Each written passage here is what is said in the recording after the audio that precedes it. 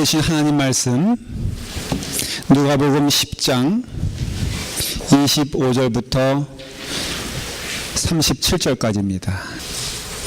누가복음 10장 25절부터 37절까지 찾으시면 한 절씩 교독하겠습니다. 제가 먼저 시작하겠습니다. 어떤 율법교사가 일어나 예수를 시험하여 이르되 선생님, 내가 무엇을 하여야 영생을 얻으리이까? 예수께서 이르시되 율법에 무엇이라 기록되었으며 네가 어떻게 읽느냐?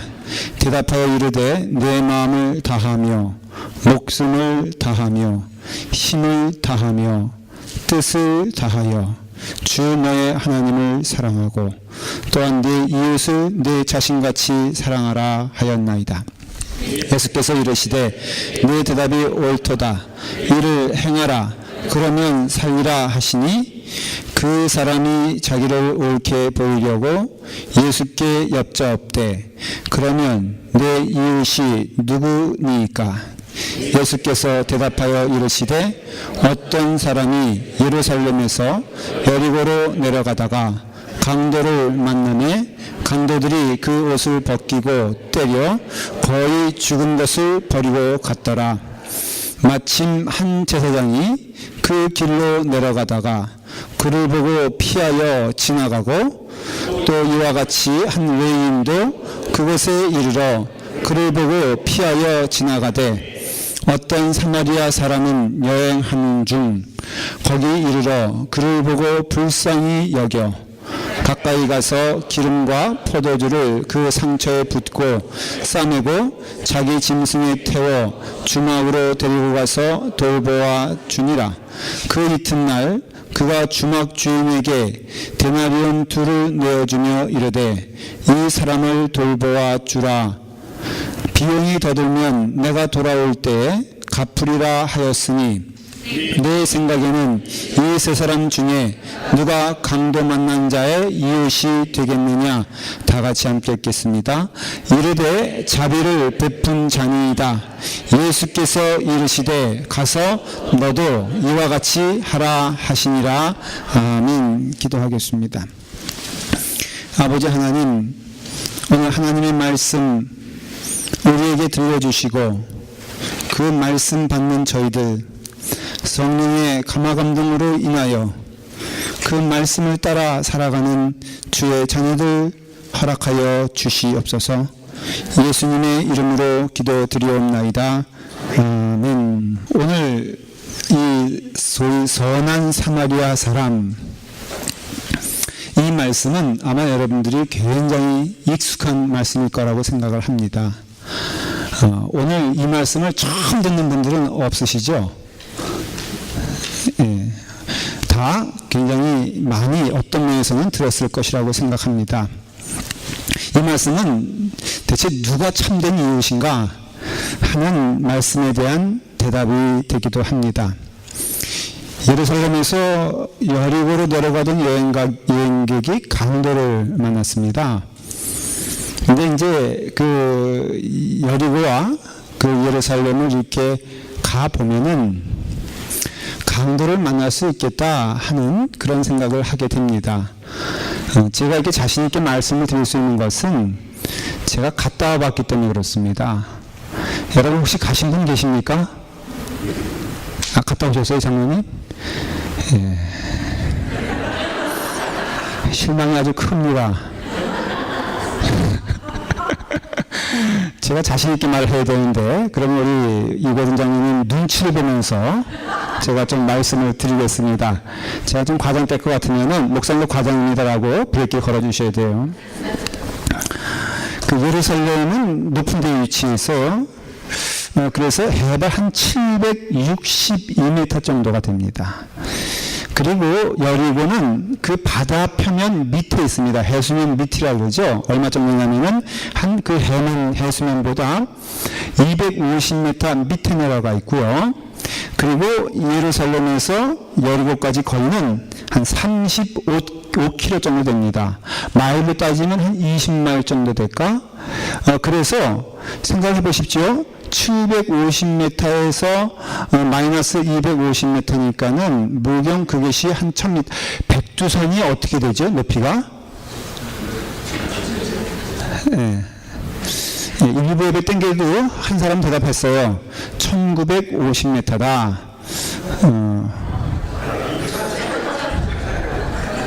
예, 뭐라고요? 2754. 알았어요.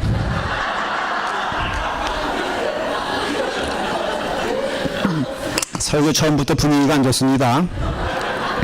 이게 제가 말한 게 아니고 일부 예배 참석하셨던 구세혁 권사님이 말씀하셨어요. 그랬더니 한 분이 그 근사치 2700 얼마가 된다. 그래서 아까 지금 뭐라 그랬죠? 그래요. 이거 투표해야 된다니까. 백두산 높이는 아무도 몰라요. 주님만 아시지. 그래서 결국 목소리 큰 구세혁 권사님이 이기셔서 그냥 일부 예배 때는 1900 얼마로 저희가 낙찰을 받습니다. 일부 예배 때도 그냥 그렇게 하려고 해요. 그러니까 1000m 정도가 되니까는 이 차이가 그 예루살렘에서 여리고까지 1000m 정도 되고 그 백두산은 2450m. 그러니까는 대략 그 길이를 좀 측정할 수 있잖아요. 거의 과장되게 말하면요, 이렇게 내려갈 때 예루살렘에서 이제 버스 타고 내려가거든요. 근데 이렇게 마치 꼬꾸라서 이렇게 막 그 코가 닳듯이 내려가는 기분이다 이렇게 생각하면 돼요. 가는 동안 사람 지금도 없어요. 가끔 보이는 게 베두인 민족, 그 유목 민족 있잖아요. 그 이스라엘 그 유대인과는 틀린데 그 유목 민족이 드문드문 한 5km 내지 10km에 한 그 텐트 하나 그렇게 있는 정도예요. 지금도 그러니 그때는 얼마나 그 길이 사실은 통행이 많지 않고요. 그리고 또 굉장히 험한 길이었겠습니까? 그러니까 강도를 만났다라는 것은 너무 어떻게 보면 자연스러운 이야기죠. 노리는 사람은 그걸 노린단 말이죠. 근데 강도를 만났는데 우리가 도와줘야 될 그 같은 종족인 유대인, 특별히 여기 보면은 다 어떻게 보면 영적인 의미에서 지도자들이거든요. 여기 보니까 누구누가 이제 그 등장하냐면은 제사장이 등장하고요. 또 레인이 등장을 합니다. 그거 보면은 우리가 도와줘야 될 사람은 외면을 해요. 그리고 사마리아 사람이라는 것은 아주 쉽게 말하면 유대인의 원수 중에 원수예요. 여러분, 우리 한국 사람에게서 가장 철저한 원수는 누굽니까? 일본으로 다 우리가 통일하잖아요? 근데 이웃은 누굽니까? 일본이죠? 예수님이 이웃과 잘 살라고 그랬어요? 아니면 원수 주고 살라고 그랬어요? 그렇죠. 그러니까 이게 가까운 사람이 원수가 된다, 이게. 그러니까 유대인들에게서 가장 철천지 원수는 누구냐라고 말을 하면은 마치 한국과 일본 피가 섞였잖아요, 사실은.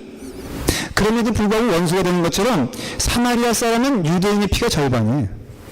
그러니까 같은 유대 민족이었는데 어떻게 다 호남 민족이 된 거예요. 그래서 유대인들에게서 가장 철천지 원수는 누구냐면 사마리아 사람이라는 거예요. 사마리아 사람 입장에서도 사실 그 유대인이 원수인데 오히려 도와주고 함께 할 동족, 특별히 그 가운데에서도 레인, 그 가운데서 제사장은 소위 말해서 당연히 그 사람의 어려움을 겪으면은 가장 먼저 도와줘야 될 그 사람들이 외면하고 도망갔다는 거죠.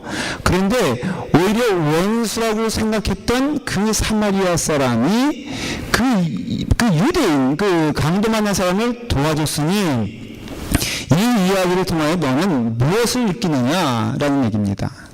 근데 이 이야기가 흔히 그래서 내 원수가 누군가 라고 찾기 시작하면은 이 비유는 전혀 맞지 않는 거예요. 여러분이 그렇게 생각하죠? 지금 마음속에는 이 설교를 들으실 때 내 원수는 누군가 가까이 있다 그랬으니 바로 혹시 옆 사람이 아닌가 하는 마음으로 옆 사람 볼 거 없다 이거예요. 실제로 보면 옆에 있는 사람들이 원수되는 경우가 참 많아요. 그런데 그런 얘기가 아니에요, 지금 이 말씀은.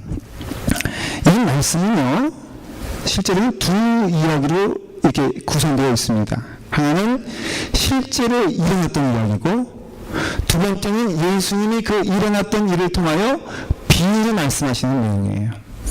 그래서 이 비유라 하는 것은요, 사실은 여러분들 소설과 동화, 그 다음에 비유 이렇게 했을 때 소설과 동화 이런 내용들과 비유의 차이점이 뭐냐면, 비유는요 목적이 분명해.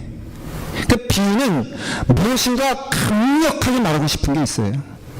그래서 그 내용을 말해야겠는데, 사람들에게 듣기 이해하기 쉽게 마치 동화 같은 내용으로 얘기하지만, 이 비유라고 하는 것은 반드시 그 뒤에 그 내용이 숨어져 있는 것, 이것을 보지 않으면 그 비유의 의미가 맞지 않는 것이라 이거예요. 그 천국을 얘기할 때 하나님 주님께서 천국을 100번 얘기해도 여러분들이 이해가 되지 않잖아요. 왜? 가본 적이 없으니 이해될 리가 없죠. 그렇기 때문에 이 천국에 대하여 얘기할 때에는 반드시 비유를 쓸 수밖에 없는 거예요. 우리가 알아듣기 쉽게. 그런 의미에서 이 말씀은 착하게 살자, 선하게 살자가 아니라 여러분들에게 있어 가장 중요한 일을 말하고 있는데, 천국 가는 길을 말하고 있는 거예요. 예수님이 하신 비유의 100%, 거의 100%는요, 그 주제가 뭐냐면은 천국입니다. 이 땅에 예수님이 오신 목적도 사실은 간단하게 말하면 단 하나입니다. 무엇입니까? 여러분들 모두 어디 가야 된다? 천국 가야 된다는 것이에요. 그렇기 때문에 여러분 믿음 생활에 있어서 잠시 있는 이 땅의 생활과 그 천국의 생활을 비교해 봤을 때 시간적으로 어디가 더 많으며 어디가 더 중요합니까? 당연한 질문과 답이죠. 어디가? 천국이죠. 천국은 영원한 나라예요. 여러분, 밤도 지옥도 영원한 나라예요. 여러분들은 지금 이 땅에 얼마나 살겠습니까? 사실 우리가 길게 산다 해도 여기서 사는 시간을 천국과 비교하면은 결코 비교할 수 없는, 마치 이 공기 가운데 먼지 하나보다 작은 시간이 우리 인생의 시간이라면, 또 근데 중요한 것은 뭐냐, 이 먼지같이 작은 이 시간에 우리가 천국 가는 길과 지옥 가는 길을 결정한다는 것이에요. 그렇기 때문에 여러분, 우리 인생을 이 땅에 살면서 우리의 삶 가운데는 아주 분명히 질문할 게 뭐냐면은, 여러분 천국 갑니까? 그 질문이에요. 피하지 마세요. 이 질문에 대해서. 여러분은 천국 갈 수 있습니까? 진짜로 대답하지 말고 마음속으로. 여러분의 삶 가운데 정말로 주님께서 약속하신 천국이 여러분 가운데 있음을 보장받을 수 있습니까? 이 질문이에요. 시간이 없어요. 아무리 이 땅에 오늘 태어났다 할지라도 그 인생이 100년 가겠어요? 그러면서 우리에게는 너무 진실된 말씀이며 안타까운 말씀이 뭐냐? 시간이 없다는 것이에요. 저는 바라기는 오늘 이 시간에 여러분들의 삶과 여러분들의 마음 가운데 천국에 대한 확신이 있기를 간절히 축원합니다. 성령님께서 여러분의 마음을 터치해 주셔서 볼 것을 보게 하시고 들을 것을 듣게 하셔서 지금 우리 믿음 생활에 있어서 각각의 생활 가운데 가장 중요한 질문이 뭐냐? 저를 포함해서 당신은 천국 가는가? 주님께서 천국 가는가? 라고 물어볼 때 그것에 대한 답을 해야 돼요. 예수님께 나왔던 사람들, 예수님이 진지하게 대화할 때 반드시 그 주제는 동일한 것을 알 수 있어요. 예를 들어서 니고데모에게 예수님이 질문하신 게 뭐예요? 영생이에요. 영생. 너가 거듭나나 아니냐? 오늘 여기 나온 이 율법사도 들고 나온 게 뭐예요? 어떻게 하면은 영생을 얻으리까라는 답을 주잖아요. 예수님이. 그렇죠? 베드로에게 뭐라 그래요? 주님 그리스도시여 살아계신 하나님의 아들입니다라는 천국의 고백을 하겠을 때, 내가 너 위에 내가 반석이 되어 너 위에 내가 교회를 세우겠다라는 뜻은, 예수님께 나왔던, 그래서 진지한 질문을 했던 모든 사람들에게 예수님이 묻고 답했던 것이 무엇이냐면 내게 영생이 있느냐라는 것이에요.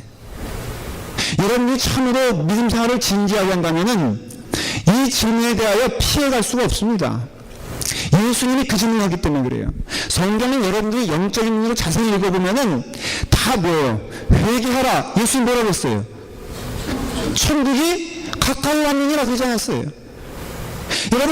여러분들이 나오는, 예수님께 나오는 목적이요, 그저 내가 좀 이 땅에 살면서 모욕당하지 않고 당당하게 살 수 있도록 기도하는 것, 물론 하나님께서 그 기도 들어주세요. 근데 잘 들으세요. 내 영혼이 잘된 같이 너의 모든 범사가 잘된다 그 뜻은요, 영혼의 문제가 해결돼야 여러분들 육신의 문제도 해결된다는 것을 말해주는 거예요. 여러분들 목적은 육신일 수가 없어요. 이 땅에서 조금 전무하는 것, 그게 무슨 상관이 있냐 이거예요. 주님께서 물어보시는 것은 무엇이냐면, 내게 천국이 있느냐, 영생을 소유했느냐. 아까 이 말씀에 대해서 첫 번째는 진짜 일어난 이야기고, 두 번째는 비유에 대한 말씀이라고 했잖아요. 첫 번째는 율법사가 주님께 찾아 질문한 내용이 영생을 어떻게 했습니까? 구원에 대한 질문이에요. 두 번째는 그 선한 사마리아 사람 이야기 자체는 무엇이냐면, 구원받은 사람이 어떻게 살아가는가라고 보여주는 것이에요. 여러분, 이 이야기는 따로 떨어지는 것이 아니라 이런 뜻이에요. 영생을 얻은 자가 살아가는 자연스러운 모습이 사마리아 사람처럼 원수라도 사랑하는 사람이다 그 뜻이에요. 다시 말하면은 선한 사마리아 사람은 은혜받아 구원받은 사람을 말하고요, 그 다음에 제사장과 레위인은 문의는 종교인이지만 겉모습은 신앙인처럼 보이지만 구원받지 못한 사람이에요. 구원받지 못한 사람은 절대 원수를 사랑할 수가 없고, 구원받은 사람은 절대로 원수를 미워할 수 없다는 말씀이에요. 그러면서 오늘 이 설교는 사실은 두 번으로 나누어지게 됩니다. 그래서 선한 사마리아 사람 첫 번째, 오늘 다음 주는 선한 사마리아 사람 두 번째 얘기할 텐데, 오늘은 첫 번째 내용, 그 율법사와 예수님과 대체 무슨 얘기를 했으며 이 말씀의 뜻이 무엇인가에 대하여 좀 여러분들에게 말씀을 드리려고 합니다. 율법사가 나왔습니다. 근데 그 율법사가 나왔는데 그 율법사의 마음은 대단히 시기하는 마음과 그 다음에 또 죄를 가득 찬 마음으로 나왔어요. 예수님에 대하여. 그래서 사람들이 자꾸 예수님을 쫓아가니까 그 율법사의 마음 가운데 저가 대체 누군가. 사실 신분상으로 보면은 예수님은 갈릴리 뭐예요? 목수예요, 목수. 소위 말하면 공부하신 분이 아니에요. 신학교를 졸업하시지 않았어요. 그런데 율법사는 서기관이거든요. 여러분, 서기관이라고 할 때 단순히 그냥 이렇게 글 쓰는 자가 아니라 성경을 필사, 그때는 인쇄 기술이 없었으니까 다 이 서기관들이 성경을 썼거든요. 근데 그 위치에 올라가려면은 사회적으로 아주 높은 교육을 받고 최고의 지식을 가진 사람들이 서기관이 되었다 하는 것이에요. 그러니 그 서기관의 마음 가운데 예수님께 나왔지만은 솔직히 예수님을 존경하는 마음으로 나왔겠어요? 아니죠. 여러분, 아주 무시하는 마음으로 나왔다고요. 무시하는 마음으로 나오니 예수님이 누구인가, 예수님이 무슨 말씀하시는가에 대한 이해가 없었어요. 사랑하는 여러분들 주님 앞에 나올 때 제일 먼저 해야 될 것은 여러분 자신을 버리는 일입니다. 저는 그렇게 믿습니다. 여러분들 주님 앞에 이렇게 주님 앞에 나올 때 세상에 어떻게 보면은 살면서 지었던 죄들 많이 있잖아요. 내 욕심 있잖아요. 오늘 이 시간에 은혜를 받으려면은 여러분들 마음 가운데 있는 인간의 생각을 버려야지 은혜가 된다는 것이에요. 여러분들 마음 가운데 세상의 생각을 버려야지만이 이 주 예수 그리스도의 말씀이 내게 은혜가 된다는 것이에요. 거꾸로 내 마음에 인간적인 생각과 인간적인 욕심이 가득 차 있는 이상은 세상에서 어떤 말씀이 선포돼도 그 말씀이 하나님의 말씀으로 들려오지 않는다는 것이에요. 저는 간절히 소망합니다.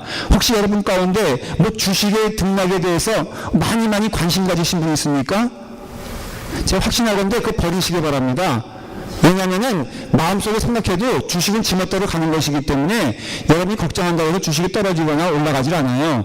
그러면 어떻게 해야 됩니까? 우리가 마음을 다하여 뜻을 다하여 주님께 바라봐야 된다라는 것이죠. 욕심이 많은 사람은 결코 믿음 생활 제대로 하기 어려운 이유는 율법사와 같은 마음의 있는 이상은 주 예수님께서 말씀하셔도 이해를 못하기 때문에 그럽니다. 질문을 했어요. 영생에 관한 것입니다. 무엇을 하여야 영생을 얻으니까? 라고 얘기했습니다. 근데 이 율법사의 질문은요, 그 질문이 그 율법사의 삶을 보여주는 것이, 여러분 종가 있잖아요. 어떤 사람이 이렇게 한마디 탁 했는데 그 한마디 함으로써 딱 보면은 그 사람의 인격을 알 수 있죠. 제가 한번 여행을 누구랑 같이 갔는데 그 아름다운 산야를 탁 딱 봤어요. 그랬더니 같이 갔던 사람이 저거는 한 5억 정도 되겠다 딱 그러더라고요. 아름다운 산야를 보면서 그 사람 마음 가운데는 딱 벌써 그림이 그려지는 거야. 이게 딱 10,000평 정도, 20,000평 정도 되니까는 이건 단가가 얼마 나온다. 이거를 내가 지금 사서 어쩌고저쩌고 하면은 이거 몇 년 후에는 어떻게 되겠다. 이 사람은요, 딱 5분 사이에 이것이 딱 계산이 나오는 거예요. 신령한 저는 그걸 보면서 무슨 생각했겠습니까? 아름다운 산야를 보면서 주님 지으신, 한쪽에서는 단가 계산하고 있는데 한쪽에서는 주님을 찬송한다면은 저의 마음 가운데는 누가 있는 거예요? 예수님이 있고 그 사람 마음 가운데는 돈이 있는 거예요. 이게 좀 가장된 비교예요. 여러분, 우리가 무엇을 하여야 영생을 얻으릴까라는 것은 그 율법사를, 그러니까 이 율법사로 해서 그 유대인들이 가지고 있었던 구원관을 말하는 것이에요. 무엇인가 해야지 내가 구원을 얻지 않느냐. 이해가 되시죠? 소위 행위신앙이에요. 행위신앙. 율법신앙이 그거예요. 내가 무엇을 바쳐야지 하나님께서 그 바친 것을 보시고 그에 합당한, 그래서 우리는 이게 운명을 보면은 그 마중물이라는 게 있지 않습니까? 맞나요? 마중물? 그래서 이게 바가지 하나 꼭 그거는 마시면 안 되고 들고 있다가 이것을 집어넣어야지만이 그 10배, 100배, 1000배의 물이 나오는 것. 이것처럼 우리 신앙생활은 무엇을 드려야 하나님께서 나에게 무엇을 주실까? 내가 무엇을, 그래서 거룩한 제목이 영생이에요. 그럼에도 영생에 대해서 무슨 생각이 있냐면은 영생을 뭘로 살 수 있다고 믿는 거예요? 돈을 살 수 있다고 믿는 거예요. 쉽게 말하면. 사도행전 보면은 무당이, 시몬이란 무당이 성령을 돈으로 흘려가지 않습니까? 마찬가지예요. 그 율법사가 무엇을 하여야 영생을 얻겠습니까? 라고 물어보는 것은 내가 돈을 드려야 됩니까? 아니면 내가 어떤 행위를 해야 됩니까? 그러면은 영생을 얻겠습니까? 이것은요, 이 율법사가 구원에 대하여 전혀 이해하지 못하고 있다는 걸 말해주는 거예요. 심지어는 구약을 많이, 그때 신약이 없었으니까 구약을 많이 연구했을 텐데 그 구약을 통해서도 전혀 그 말이 없는데도 구약을 뭘로 이해하냐면은 제사를 많이 드리면 하나님이 기뻐하시지, 내가 제사를 이만큼 드리면 하나님께서, 아니 이 예물을 드리면 하나님께서 예물을 보시고 감화감동하셔서 나에게 또 복의 복을 내려주시겠지, 내가 이런 죄를 졌는데 이만큼의 제물을 바치면 그에 합당한 죄 용서가 되겠지, 이런 생각으로 같이 찬 사람이 율법사요 유대인들의 생각이었거든요. 여러분, 영생 구원은요 거듭남을 통해 얻어지는 것이지, 이루어지는 것이지 우리에게 있는 행위를 통해서, 그래서 거듭남을 born again이다 말하지 않습니까? 이해를 못하는 거예요. 니고데모도 그러면 내가 어머니 뱃속으로 다시 뚫고 들어가야 되는 겁니까?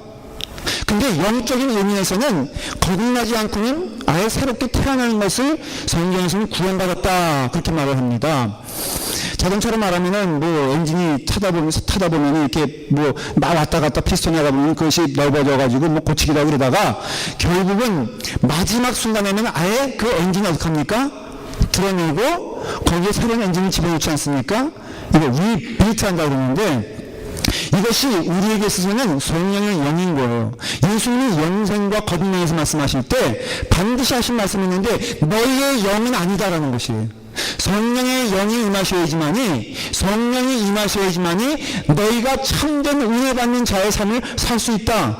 오늘은 은혜 시대에 여러분들에게 성령의 역사가 임하길 간절히 축원합니다. 그러면은 보는 눈이 완전히 틀려지게 되고요, 그리고 생각하는 것이 완전히 틀려지게 되는데, 우리는 예수 그리스도의 보혈로 은혜로 구원받은 자예요. 하나님의 은혜로 구원받은 자이지 여러분들의 능력이라든가 여러분들의 행위로 구원받은 것이 아니에요. 구약의 정신도 마찬가지예요. 구약에서는요, 그 하나님의 은혜를 보여주는 영적 사건이 제사란 겁니다. 신약에서는 그 하나님의 은혜를 보여주는 영적 사건이 십자가인 것이에요. 십자가는 단 이래로 그 사명을 감당하여 우리에게 영원한 하나님의 자녀되게 하는 축복을 주셨고, 구약에서는 그 제사를 드릴 때마다 그때 그때마다 하나님의 은혜가 우리 가운데 임하여 내 죄는 제거할 수 없지만, 내 죄는 용서받을 수 없지만, 누구로 인하여? 제사를 드리는 그 순수한 동물의 피로 인하여 하나님이 용서해 주시기로 작정하셨다 이거예요. 제사는요, 번제, 소제, 화목제, 속제제, 속건제 이런 게 있는데, 그 가운데 여러분 소제는 뭐냐면 곡식을 드리는 거예요. 근데 소제는 곡식을 드릴 때 그 내용이 뭐냐면은 감사예요. 어떤 죄 문제가 아니라, 그냥 어떤 근본적인 문제가 아니라 하나님께 감사할 때 뭐 드려요? 곡식을 드리는 거예요. 근데 그 소제 말고 다 나머지 제사는 동물을 죽여야 돼요. 피를 봐야 돼요.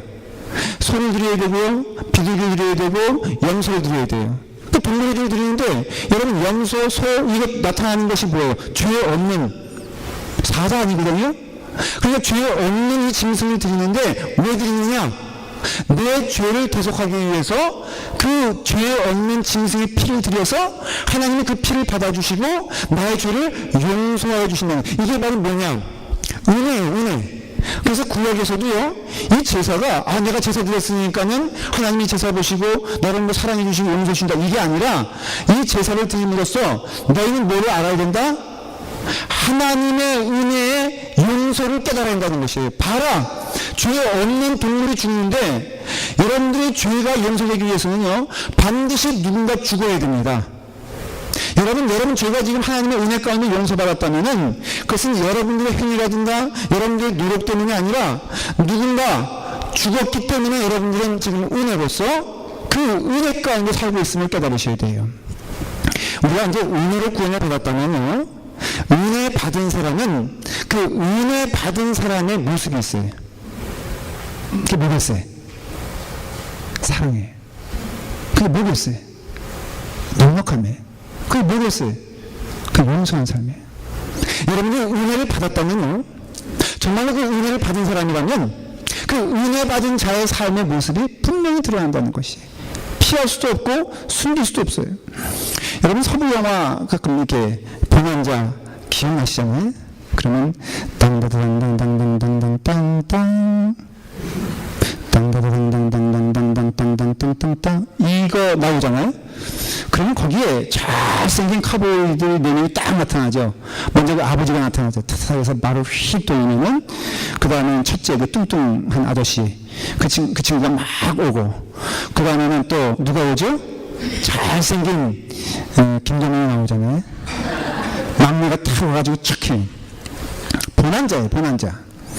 근데 이 사람들이 주인공인데, 이 사람들은요, 죽었다 깨나도 못하는 것이 있어. 그게 뭔지 아세요?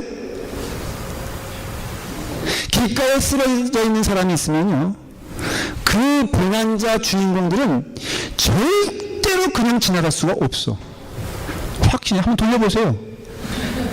왜 그런지 아세요? 주인공이니까. 주인공은요, 그 받은 출연료 때문에 반드시 약하고 핍박받고 억울한 사람이 있으면은 반드시 도와주게 되어 있다니까. 여러분, 근데 거기 또 악당도 나오잖아요. 악당이 반드시 또 못하는 게 있어. 그게 뭐예요? 약한 사람을 절대로 도와줄 수가 없어. 약한 사람을 도와주는 순간 뭐가 깎여요? 출연료가 깎여. 그러니까는 악한 사람은 절대로 착한 사람 도와줄 수가 없고, 주인공은 절대로 약한 사람 지나갈 수가 없어요. 마찬가지로 여러분의 삶을 통하여서 예수 그리스도의 은혜 가운데 구원받은 자들은 선한 사마리아 사람이 될 수밖에 없고, 예수 그리스도를 모르는 자들은 결코 그 약한 자를 멈추어 도울 수가 없는 상황이다라는 것을 말해주는 것이에요. 쉽게 말하면 율법서의 질문을 가만히 보면은 무엇을 하여야 영생을 얻겠습니까? 이건 구원받지 못한 증거라 이거예요. 아직도 저가 무슨 은혜로 살고 있는지, 어떠한 일을 해야 되는지 모르고 내가 무엇을 하여야, 즉 내가 어떻게 노력을 해야 구원을 받을 수 있습니까? 이런 질문이거든요. 영생은 다른 말로 하면. 그런데 영생에 대해서 뭐라고 말하냐?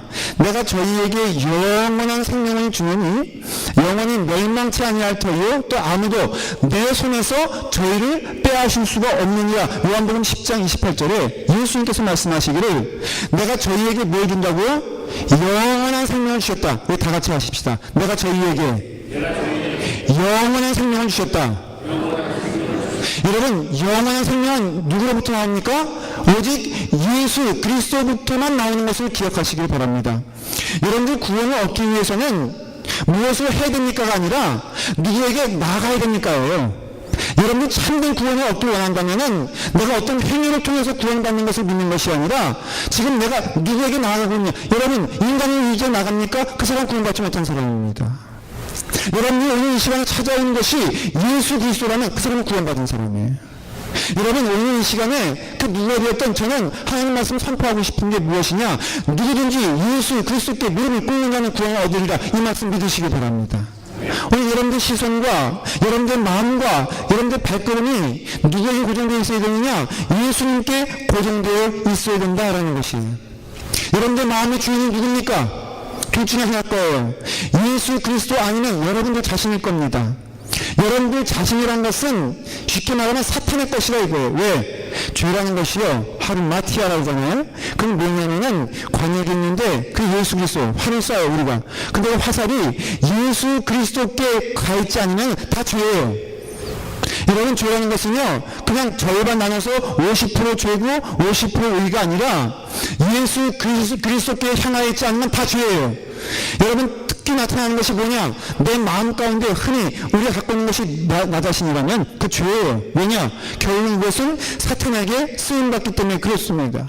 구원은 내 능력으로 이루어진 것 아니고, 구원은 내가 몇 번 선행했다고 이루어지는 것 아니고, 내가 착한 선한 사마리아 사람 이야기의 가장 큰 잘못된 것이 뭐냐?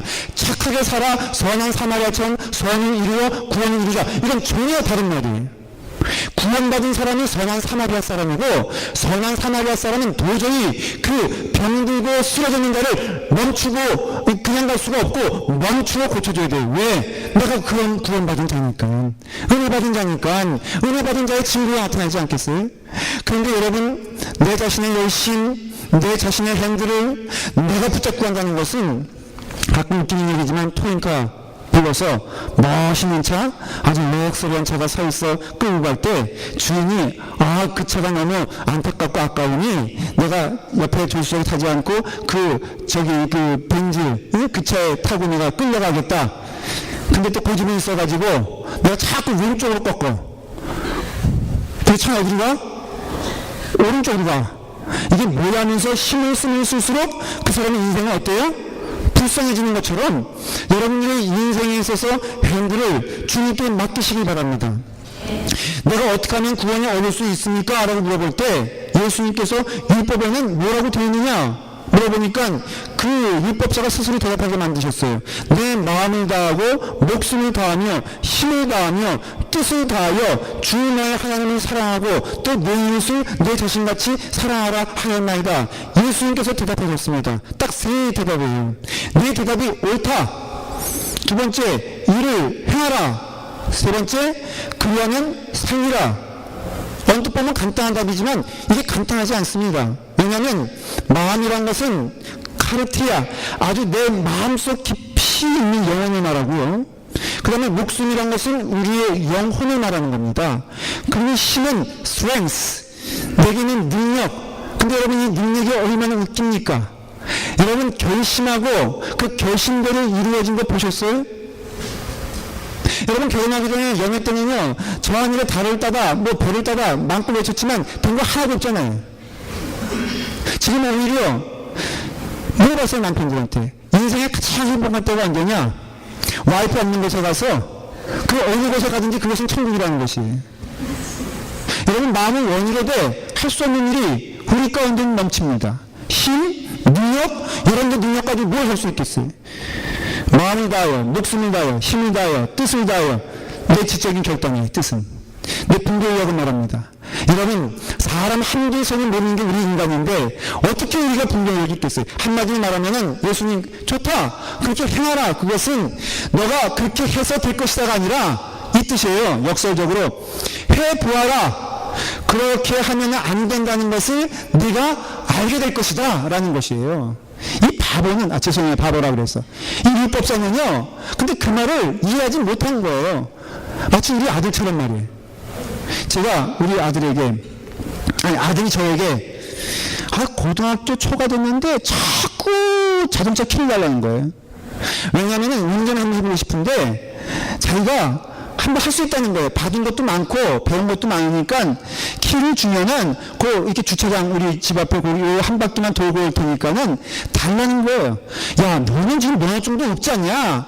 근데 왜 대디만 들어가는 거야? 자기 친구들 다 그렇게 한다는 거예요. 그래서 제가 그럼 다 데려와봐라 한번. 하여간에 계속 싸우다가 제가 너무너무 속상해서 그래? 그럼 내 맘대로 해봐. 키를 던져주면서 어디 한번 네 맘대로 해봐. 저는 진짜 할 줄 몰랐지. 이 아이가요 또 그걸 들더니 나가서요, 제가 지금 빙하게 나가보니까 차를 몇 바퀴 돌리고 있어. 그래서 제가 그랬죠. 야, 너 누가 운전하라고 했어? 아니 대디가 아까 해보라고 하지 않았느냐? 나쁜 사람이죠 아주. 여러분, 지금 예수님께서 뭐라고 말씀하시느냐? 율법사에게 이런 말은, 네가 행위를 구원받기 원하느냐? 절대로 너는 그걸로 구원받을 수 없다. 그건 뭐냐? 29절에 보니까 이 율법사가 똑같이 그래요. 뭐라고 얘기되냐면 29절에 그 사람이 자기를 옳게 보이려고 예수께 여짜옵되 그러면 내 이웃이 누구냐? 아주 그냥 그 얘기. 예수님이 너는 할 수 없다 그러니까는 그 말을 이해하지 못하고 뭐라고 말하냐? 그러면 자기가 이게 어느 정도 능력이 있다고 생각하니까, 자기가 어느 정도 실력이 있다고 생각하니까, 그러면은 내가 자랑하는 마음으로 사람에게 잘 보이려고, 자기가 옳다는 걸 보여주려고 내 이웃이 누구인지를 가르쳐 주세요 라고 말해요. 사랑하는 여러분, 제가 물어볼 게 있어요. 여러분 은혜 받으셨습니까? 구원 받았습니까? 그럼 제가 물어보겠습니다. 여러분들의 이웃은 누구입니까? 여러분들의 참된 이웃은 누구예요? 여러분 여기서 얘기했으면 큰일 납니다. 왜? 얘기 안 하는 게 은혜의 사람이에요. 왜냐하면 예수 믿는 자에게 이웃이 그 관계가 있겠습니까? 여러분 생각해보세요. 예수님께서 은혜 받은 자에게 뭐라고 그랬어요? 너가 용서하려거든 입병을 맞았을 땐 입병을 내밀고 오리를 가져가는 자에게는 신유를 가고 그 다음에 7번씩 70번씩 7번 그 죄를 용서라고 말한 것은요, 이 율법사가 구원받은 자이면 이렇게 질문하지 못해요. 내 이웃은 누구입니까? 왜냐하면 신자의 삶은요, 어떤 이웃의 한계, 저 사람은 내 이웃이고 저 사람은 내 이웃이 아니고 그걸 말하는 것이 아니라 예수 그리스도의 마음으로 살아가는 사람의 마음을 말하는 것이에요. 여러분 예수 그리스도의 마음으로 살아갈 때는요, 여러분 경계가 없습니다. 믿으십니까? 원수가 없습니까? 없습니다. 여러분들에게 원수가 생길 때는요, 은혜가 떨어질 때예요. 그때는 사람의 마음이 나를 지배할 때는 원수가 생기고요, 영역이 생기고 경계선이 생기는 것이에요. 여러분들이 연애할 때 한번 기억해 보십시오. 만일 내가 사랑하는 사람이 있다면은 그 사랑하는 사람으로 인해서 그 모든 나머지가 다 아름답고 귀한 것임을 기억하십니까? 사랑하는 사람이 먹는 음식이 내가 좋아하는 음식이야. 여러분 사랑하는 사람이 좋다고 하면 나는 무조건 어때요? 좋은 거예요. 결혼하다 식어졌을 때 어떤 현상이 생기냐? 너는 그래, 너는 비빔국수 먹어, 나는 죽어도 짜장면 먹어야 돼. 이거는요 벌써 사랑이 식은 줄 깨달으시기 바랍니다. 쇼핑몰에 갔을 때 사랑이 충만하면은 아무리 부인이 옷가게에서 2시간 3시간 앉아있어도 그 남편은 방긋 뜨는 웃는 얼굴로 당신이 고르는 건 너무나 완벽해, 옷을 30벌 입고 나와도 아이고 얼마나 당신의 안목은 귀한지 몰라, 30벌 다 살려면 사, 이렇게 되는데 사랑이 식어지면은 뭔 쇼핑을 왜 이렇게 2시간 3시간 하냐, 나중에는 이혼의 단계까지 가니까는 좋다, 협정을 맺어서 당신은 거기 가서 마음껏 놀아, 나는 딴 데 가서 뭐하고 놀게, 약속된 시간에 만일에 오는 부부라면은 그 부부의 그 애정은 위험신이다라는 것이에요. 마찬가지로 우리가 하나님의 은혜 가운데 거하면요, 하나님의 영역이 나의 영역이 되고 하나님의 은혜가 나의 은혜가 되고 하나님의 기쁨이 나의 기쁨이 돼요. 여러분, 내 이웃이 누굽니까? 라고 물어볼 수가 없어요. 왜? 내 이웃은 한계가 없는 거예요. 사랑하는 여러분, 여러분들이 은혜 받은 성도라면은 먼저는 우리 온 교회 안에서 한 마음이 돼서 누구를 사랑하는 영혼들을 간절히 축원합니다.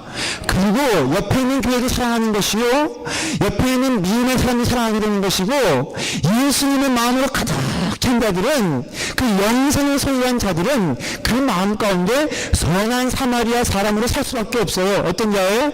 약한 자를 보면 멈출 수밖에 없고, 약한 자를 보면 도울 수밖에 없고, 약한 자를 보면 내가 손해보더라도 상관없고, 약한 자를 보면 내가 모든 재산을 털어서라도 그 영혼을 살리는 게 내 삶의 추천이라면은 기쁘고 즐거운 일이다. 그리고 은혜가 우리 가운데 넘치게 될 것을 믿습니다. 은혜 받은 자가 되십시오. 내 이웃은 누굽니까? 물어보지 말고 은혜 받은 자가 되어 그 마음 가운데 예수 그리스도의 마음을 본받아 섬기는 자가 되고, 종의 형체를 입었으나 그 마음에 슬픔이 없어 그 뜻을 행하신 예수님처럼 우리도 예수님 믿는 자로서 그 삶의 증거가 아름다운 사랑이 나타나기를 간절히 축원합니다. 기도하겠습니다. 아버지 하나님, 주님의 은혜 가운데 우리를 불러주셔서 감사합니다. 아버지 하나님, 마음을 다하여 뜻을 다하여 주님만 바라보기를 원합니다. 주님께만 우리의 시선이 고정되어지기를 원합니다. 우리 또한 선한 사마리아 사람처럼 아버지 하나님, 은혜 받은 자로서의 삶을 사랑으로서 표현하며 나아가게 하여 주시옵소서. 용서받은 자가 그 용서받음을 감사하며 그 은혜를 이 땅에 선포하게 하여 주시옵소서. 예수님의 이름으로 기도드리옵나이다. 아멘.